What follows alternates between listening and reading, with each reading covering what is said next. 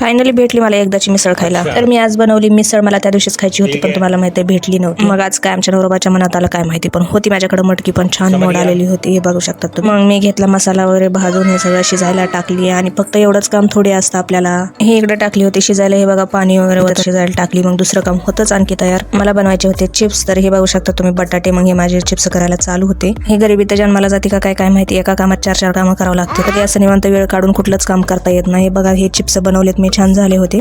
एवढे दिवसभरात 17 कामं करून पण हे नवरे लोक म्हणतात की काय काम असतंय तुला दिवसभर. हे झाले होते इथं बनवून आणि आता स्वच्छ पाण्यात धुवून घ्यायचे होते. बघा छान झालेत का नाही. मग स्वच्छ पाण्यात धुवून घेतले आणि मटकी शिजली का बघितली तर ही शिजलेली होती. मग घेतली एका पातेल्यामध्ये वतून.